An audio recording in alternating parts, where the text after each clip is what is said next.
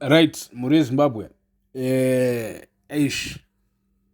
Right, tine mufana takunda mhuka. Tine nyaya takunda mhuka panapa. So muri Zimbabwe muri kungonzwa imimi makakatanwa ari kuitika ende muri kunzwa imimi maripots asingafadzi, maripots ekuti kwanzi ningazosungwa, maripots ekunzi hanzi pazoitika assault pakazoitika chakati, handiti maripots mamwe ekuti ndikuchiona kuti tiri kufamba masteps backwards man, tiri kudzoka kumashure at this stage. Why are we tichidzoka kumashure when it comes to our democracy? Tinenge tichifanira kunge tichifamba tichienda kumberi. So hanzi naobert masaraure ari kuripota panyaya yatakunda mhuka. Hanzi Magistrate Mangosi has denied Takunda Mhuka bail, citing him as a flight risk. Ironically, Mhuka was arrested while attempting to report an assault at Waterfalls police station. Watoenda iwo kunoripota nyaya yako kuti warohwa something like that, zvinhu zviri kuitika unoripota iwewo uchisvika papolice station papa ndo pawawa kutosungwa. Imi munenge muchizvifambisa sei? Iwe muri kusunga munhu auya kuzoripota kuti ndarohwa boys. Handiti hanzi hande kumberi.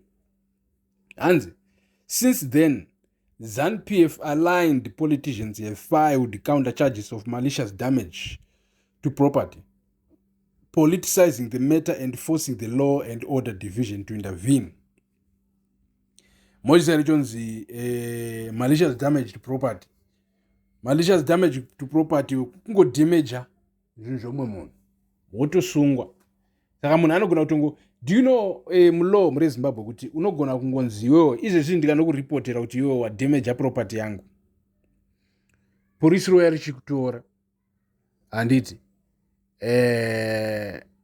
roya richitokutora rotonokuvharira, ende kana waita kunenzi detention ka unokwanisa kupedza 48 hours usati waenda kukoti, ende ipapapo unenge wakangovharigwa iwewe.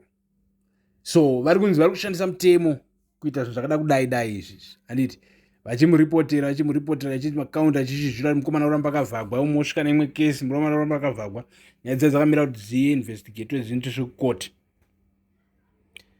Hanzi this represents a total breakdown of the rule of law where the justice system is wielded as a political weapon. The situation mirrors that of Doug Cotat, who was assaulted, and his attackers remain at large. Imi zvichiitika muZimbabwe cheko ndounonda kuti kuna vamwe vanhu vane mukonyo, handiti anenge vachibhaisa chake kuti bhaisira vamwe vanhu zvikutodaro. Hanzi the 1980 promise of independence is now hollow, replaced by a dictatorship striving to outdo the Smith regime. Hanzi Mnangagwa ari kuda kutopfura udictatorship hwaSmith, kutobreaka record.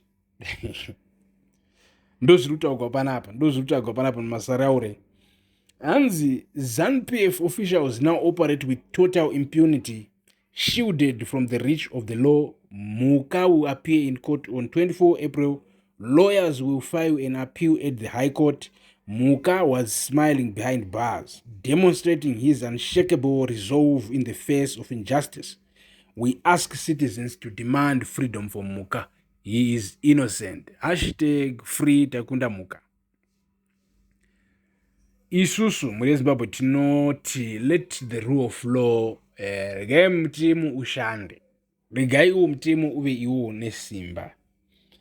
Mutemo ngausashandiswa nevanhu kudzvirira vamwe vanhu, nekuti this is an alleged story, so hatingavi 100%, but muri Zimbabwe is mostly likely ndo zviri kuitika. Muri kuziva imimi kuti zvinhu zvakadai so kana zvichiitika, we have heard so many reports about things happening, violence, what happening, and so when things like this happen muri Zimbabwe, we condemn it. So thank you for watching.